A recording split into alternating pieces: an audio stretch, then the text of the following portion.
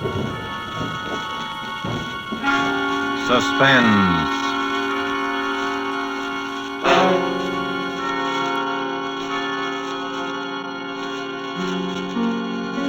This is the Man in Black, here again to introduce Columbia's program, Suspense. Tonight, our stars from Hollywood are Miss Virginia Bruce and Mr. John Loder. Miss Bruce appears as a beautiful and adventurous young lady who went in search of the bright face of danger and risked her life while finding it. Mr. Loder's role is that of the smooth and charming gentleman who granted her employment in a perilous enterprise. The story called The Cross-Eyed Bear by Dorothy B. Hughes is tonight's tale of suspense. If you've been with us before, you will know that suspense is compounded of mystery and suspicion and dangerous adventure. In this series are tales calculated to intrigue you, to stir your nerves, to offer you a precarious situation, and then withhold the solution until the last possible moment. And so it is with the performances of Virginia Bruce as Lisanne Stephan and John Loder as Bill Folger. We again hope to keep you in suspense. The Cross-Eyed Bear.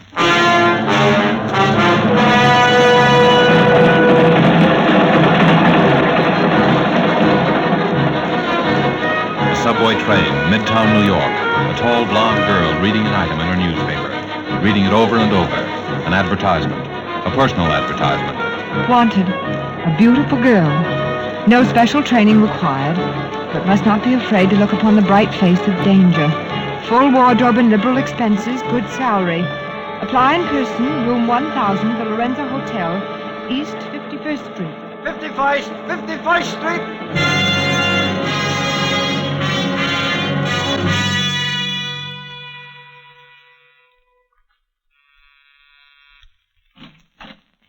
How do you do?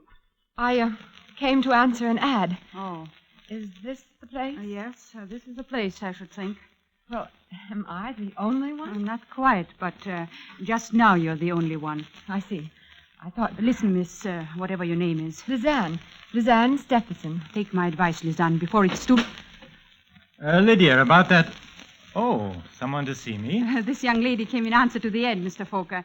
Miss Lisanne Stephenson. I see. Well, won't you come in, Miss Stephenson? Thank you. In here, please, my office. Please sit down, won't you? Thank you. Bad. Not bad. Oh, excuse me, Miss Stephenson. This is my associate, Mr. Hugh King. A bodyguard. She might as well know these little things, Bill. Hugh's not really rude, Miss Stephenson. It's just a mannerism. Well, Bill did advertise for a beautiful girl. I've always considered myself sort of an authority on that subject. I see. Perhaps, Mr. Fokker, you'd be good enough to explain why... Perhaps I might tell you something about the job, eh? Well... Why did you apply for this position, Miss Stephenson? I needed the work. And you're quite sure you're not afraid of danger? As a matter of fact, I suppose I am, but I told you I need the work. Well, that makes two of us. Miss Stephenson, have you ever heard of the Cross-Eyed Bear? Yes. Where? Why, in the papers. Wasn't that what they called Knut Villiers, the Swedish nickel king? Did you know he was dead? Yes, that's how I happened to hear about him, when they had it all in the papers about a year ago. And did you know he had 3 sons? No, I didn't read much beyond the headlines. He did. One of them's dead. His name was Dean, the youngest. The oldest, Stefan, is still in Sweden. The third, Lance Villiers, is where your job comes in. I see. Which she obviously doesn't. I want you to meet Lance Villiers, to get acquainted with him, win his confidence. Do you understand? I think so. We know where he is, who he is, but he won't admit it. He pretends he's a piano player named Lance Vort at Jim and Jack's nightclub. We're pretty sure that Lance Vort is actually Lars Villiers, the second son of the Cross-Eyed Bear. Am I supposed to know why you want this done? You might as well tell her, Bill. She's in for it now, anyway. In for it? Oh, you means it seems you're hired. You are. Oh, thank you. You accept? Yes, I accept. Well, then, the background, Miss Stephenson, is this. When the Cross-Eyed Bear, that is, old Knut Villiers, died, he left a will. The will was consciously designed to bring about the murder of at least 2 people. Murder? Yes. He left his estate, which included several important mines, divided equally among his 3 sons. He left a check for $3 million. One check torn in 3 pieces. 1 piece for each of his sons. And all 3 pieces must be presented together before the check is valid. A check torn in 3 pieces? Oh, sure, it's an old gag, but it's effective if you want a house divided. You see, the old bear knew that one son would eventually kill the others for their shares. And he knew which one. Stefan. The one in Sweden? Yes. Why do such a thing if he knew? Survival of the fittest, chum. The fittest to run his empire. The old boy is what is known as a rugged individualist. And because he hated all of his sons and wanted them to hate each other, they weren't even brought up together. Why, they've never even seen each other. But it seems so... Can't someone bring them together? Isn't there some way? Sure. Stefan's way. First he killed Dean, and then... Of course, there's no proof. It happened somewhere up in Vermont. I thought you said Stefan was in Sweden. We think he is. But there are ways of doing these things. No, he's on the trail of Lance, the second brother. And that's where you come in. We want to get to him before Stefan does. But if you think you know where he is and who he is, why don't one of you talk to him? Because he's scared. He doesn't trust anyone. He won't talk to anyone. Now, maybe he'll trust you. But, Mr. King, may I ask just why Sweden, you see, is neutral, and so they're scared to do anything about it officially. Now, Bill here is like one of those spies in the movies. If he gets caught, his own government is the one to throw the first stone. Besides that, my government is afraid that if Stefan gets control of the mines, he'll turn them over completely to the Germans. Yeah, Stefan's pro-Nazi among his other virtues. Well, Miss Stephenson, will you be ready to go to work tonight? Yes, I'll be ready. I'll reserve a table at Jim and Jack's. 2, in fact. For, say, 10 o'clock. We'll meet you around the corner from the bar. I don't want Lance to see us together. I'll be there. Very well, then, Miss Stephenson. Oh, by the way, here's a little cash. You may want to buy yourself an evening dress or 2. Thank you, but... Oh, not at all. Part of the bargain. Goodbye. See you later. Heavens, it's $1,000. Well, so you got the job. Yes. You were trying to warn me about something before I went in, weren't you? It's no use now. I only hope you have better luck with it than I had. Were you... Oh, I'm so sorry. Don't be. Look, Lisanne, I don't know who you are, but you must be somebody. You must be mixed up in this thing somehow. I must be somebody? If you're not, get out of it while you can. You are, of course, but get out of it anyway. Why? Didn't it ever occur to you that the ad you answered may have been in the papers for weeks, and that there are thousands of beautiful girls in New York, and that hundreds of them must have come up here and been turned away?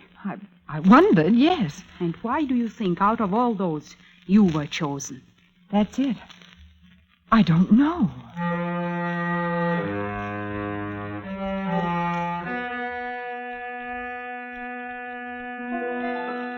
Diary, October 12th.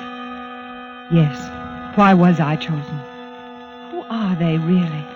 And more important, what do they know about me? There's no answer except to work with them and wait. At least I know that at last I've found the trail of the cross-eyed bear.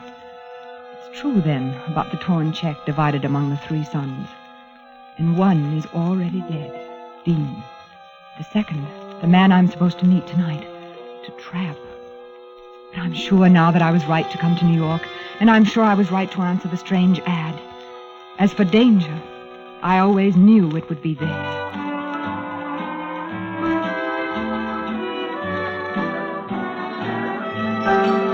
You're sure Lance hasn't come in yet, Miss Stephenson? Positive. I've asked the head waiter twice. I don't think it'd be wise to ask again. Perhaps not. Does he do this often? Stay away like this? No, that's the funny part.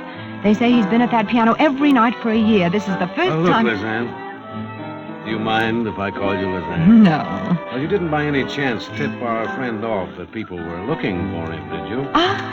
Why should I when I'm working for you? Oh, I'm sorry. Skip it. Just a habit. Nobody trusts anybody in this thing anymore. But if you don't trust me... Of course we trust you, Lisanne. He was a little nervous, that's all. Me? I'm not nervous. I like sitting around nightclubs with beautiful girls.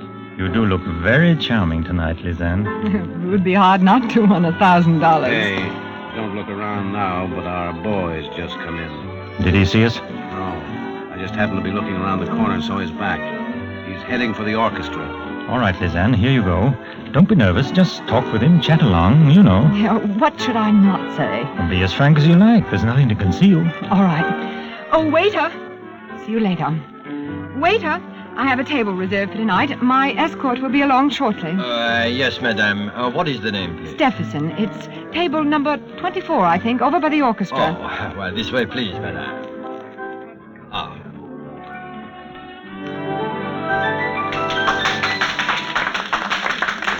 And here we are, madame. Do you wish to order now or later? I'll wait, thank you. Oh, thank you, madame. Excuse me. Yes? May I ask you a question? Why not? Won't you sit down for a minute? All right. Well, I wanted to ask your name. my name is Vaught. V-A-U-G-H-T, Vaught. And your first name? Lance. Why? It's only because you look like someone whose picture I saw in the paper once. Yeah? Don't you believe me? Why should I? You're just another one of these people who've been going around here lately with a bad case of mistaken identity. Well, you're wrong, too. You know about it, then? About the cross-eyed bear? Of course I do. It's been following me long enough.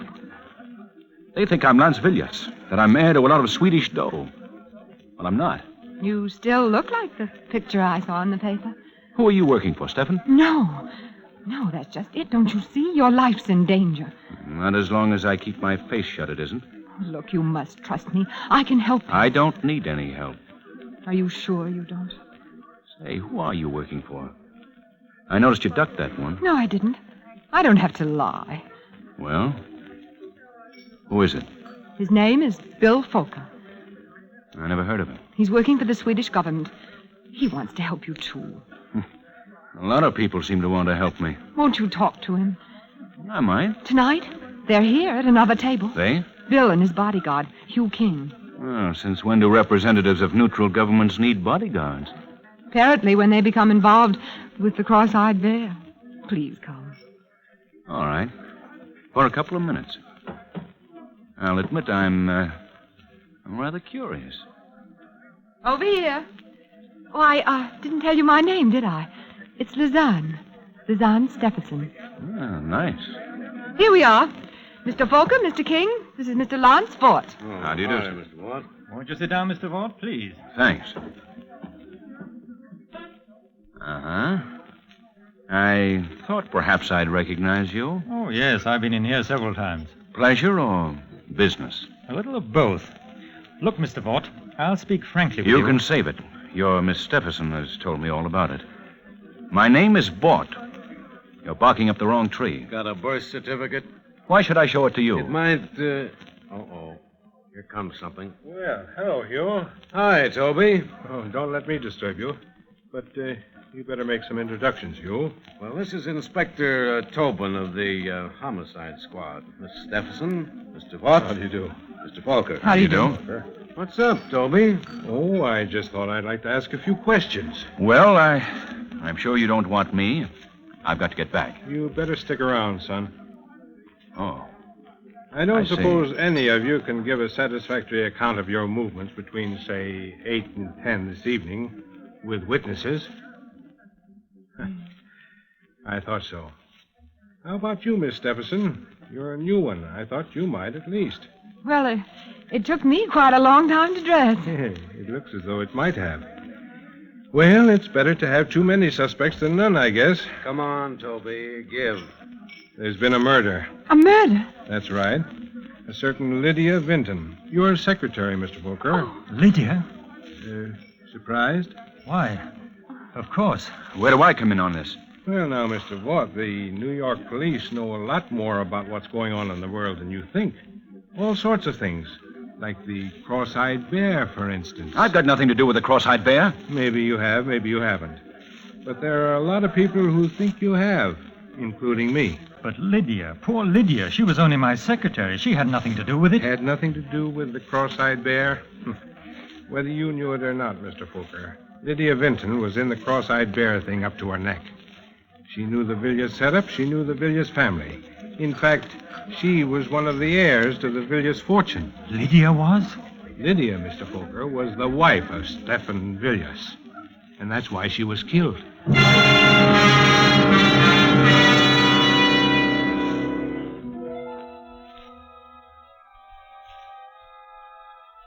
October 14th. Lydia. Poor Lydia, who tried to warn me. And no wonder. Lydia was an heir to the Cross-Eyed Bear's estate. And she is dead. Dean was the youngest son and heir, and he is dead. And the next, Lance. Of course he is Lance Villiers. His disappearing is as good as signing a confession that he is Lance Villiers.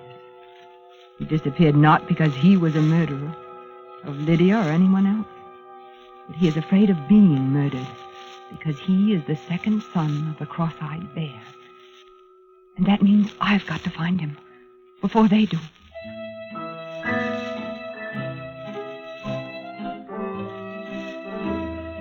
Fort? Lance Fort? No, I don't know anybody by that name. Well, he might be using some other name, but he's a piano player. Well, that isn't him over there, is it? No. You don't have any other piano player, one who's just recently come with you? No, no, ma'am.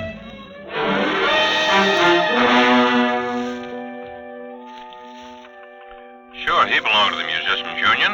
They all do, but he hasn't worked for over a week, and, well, if he didn't leave any forwarding address at his hotel, I'm sorry. Some of these piano players are funny guys. Oh, yes. Yes, I know who you mean, all right. I used to go by this corner every evening. Oh, but that fella's wanted. You don't think you're going to find him before us cops do you? No, ma'am, I'm sorry. Nobody answering that description never registered here.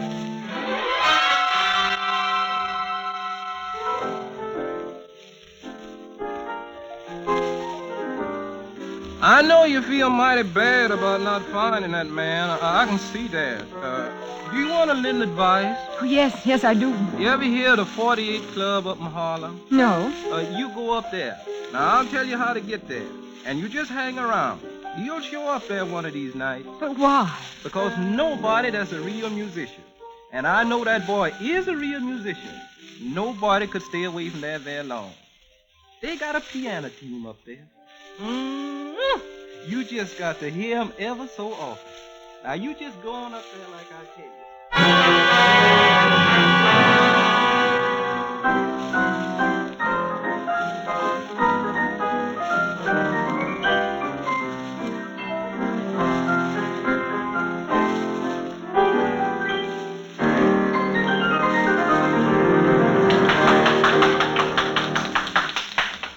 Are you sure? I think I know who you mean.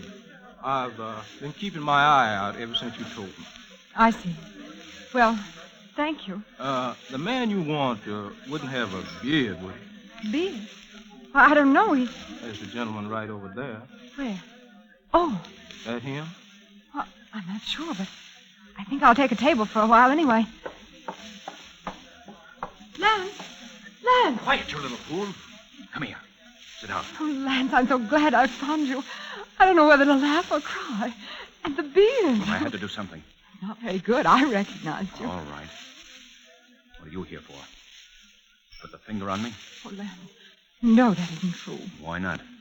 Because you trust me, don't you? Well, yes, for some reason. I know why. Because I trust you when you know it. You trust me? Oh, don't you see? We're all in this together. We're all in danger. Well, how does that apply to you? Well, I'll tell you. First, listen. Don't you see what you've done? By running away, you've all but made an open confession that you are Lance Villiers. The police may think you ran away because you killed Lydia. But whoever did kill her knows why you ran away. Don't you see? Yeah, I know. I thought of that after a couple of days, but it was too late then. You are Lance Villiers, aren't you? Why should I tell you? Because we can help each other. Because if we don't, we're both helpless. How do I know you're not with them? I'm not with anybody. I'm trying to find out just as much as you are. Look, sister, I don't know if you are or not, but I'm gambling with my life. Listen, if you're Lance Villiers, you have a torn piece of a check made out by your father, Canute Villiers, the Cross-Eyed Bear, for 1/3 of his estate. There are 2 others exactly alike. And all 3 must be presented together before any are valid. If I show you another of those pieces of that check, then will you believe me? Yes. I will. But first, we've got to find a place for you to hide. Where did you get part of that check? Never mind that now. Where have you been staying? Oh, here and there. One broken-down hotel after another. I know. My place. It's got 2 rooms, and you can have one of them. Isn't that risky? No, don't you see? It's like the story of the man who left the valuable letter in plain sight on his desk. The simplest place to find you is the last place they'll look. Come on.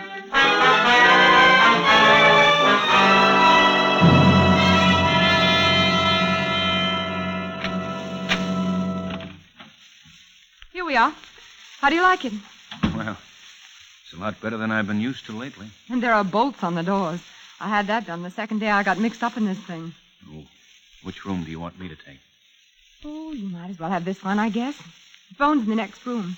You won't want to be answering that anyway. Well, this is all right. We can work and plan here. It'll be our headquarters. We can... Well, there's the phone now. Make yourself comfortable. Why don't you try the piano? Okay. Hello? Hello? Hello, who is it? Hello? That's funny. There was no... Clarence! Bill, how'd you get here? What happened? You can see for yourself. You killed him. Bill! Someone followed me. He's right behind me. I can't help that. Come on, open up. Come in. The door's open. Where? What happened here? I don't know. I walked in and found them like that.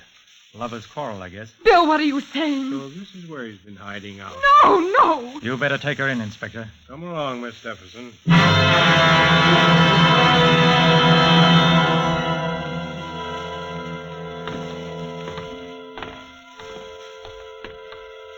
Here we are, miss. Don't fret now. It's no use. Try to get a good night's sleep. Can I call a lawyer?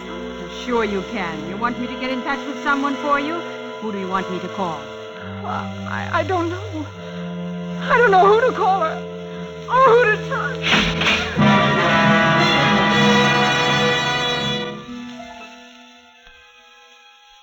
October 28th. At least they will let me write. But what? I've been such a fool. They are Stefan's agents, Bill Folker and Hugh King, and I walked into the trap. They must have followed me, seen me locate Lance, perhaps even heard what we said. Now Lance is dead. The police believe I killed him, and they will swear to it with all the power of money, even foreign governments behind them. But worst of all, they must know who I am. They must know where the third piece of the cross-eyed bear's check is. And that is why I am to be next.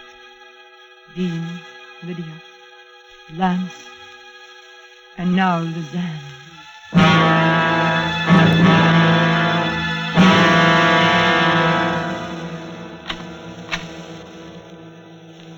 Here she is, Mr. Folker.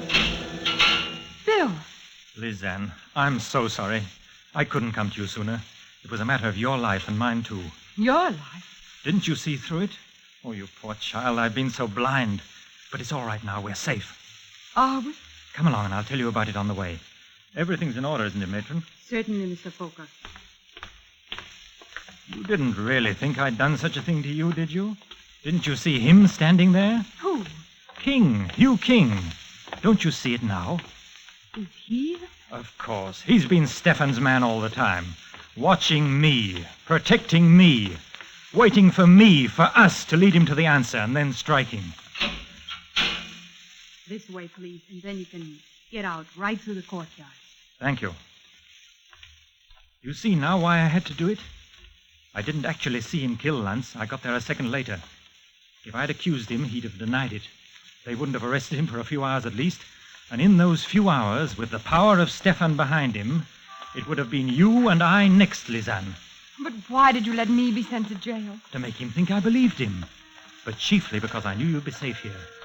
And only if I knew you were safe could I do what I had to do. What? He won't trouble us again, Lizanne. It's finished, at last. Oh, I can still hardly believe that Hugh King... Oh, it's been so horrible. I know, my poor child. Come along, I'm going to take you home. Taxi! Lizanne, you should have told me who you were.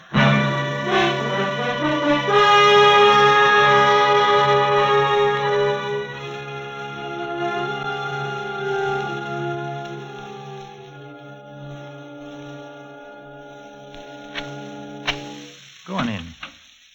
Just relax for a while. Like a drink? No, thanks. You don't mind if I do? Of course not. As a matter of fact, there are still a few things I haven't told you about this little business of the cross-eyed bear. There must be quite a lot of things. For instance, you never knew I had a wall safe behind this bar, did you? No. And of course, you didn't know what I kept in it.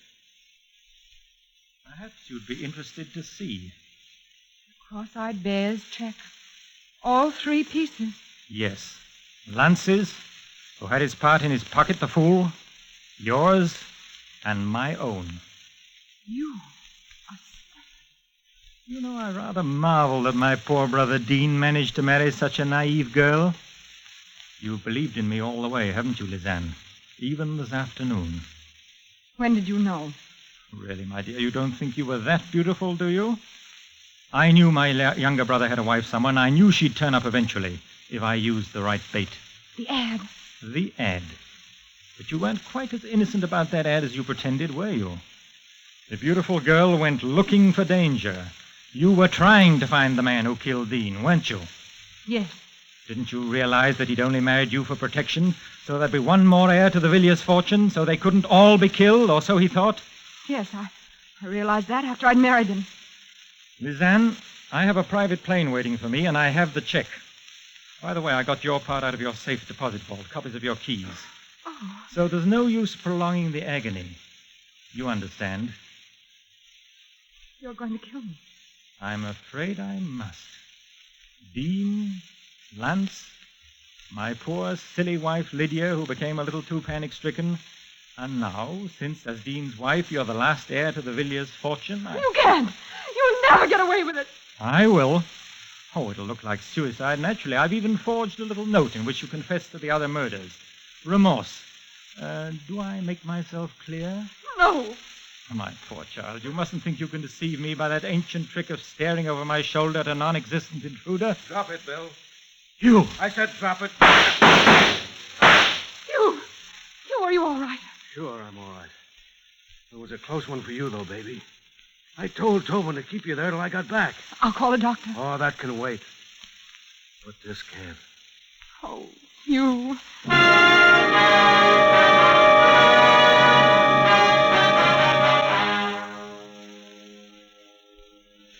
November 17th. This is the end of you, darling. I'm a married woman now. And the most appropriate end I can think of is this clipping from today's Times, pasted on the last page. Stephenson King. Villiers heiress weds FBI agent Hugh King, who shadowed notorious Stephen Villiers for 6 months to break international murder mystery. By special dispensation of Justice and War Departments, couple will honeymoon in Sweden.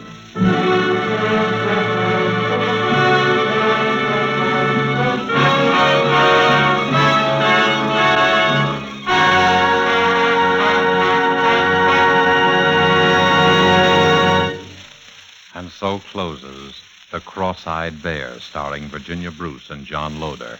Tonight's tale of Suspense. This is your narrator, the Man in Black, who conveys to you Columbia's invitation to spend this half hour with us again next week, when Orson Welles will begin a 4-week engagement as our very welcome guest on Suspense.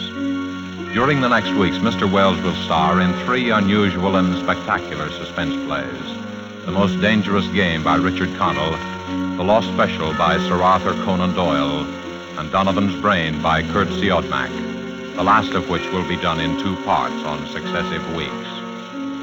The producer of these broadcasts is William Spear, who, with Ted Bliss, the director, Bernard Herrmann and Lucien Marowik, conductor and composer, and Robert L. Richards, the radio author, collaborated on tonight's Suspense. This is CBS, the Columbia Broadcasting System.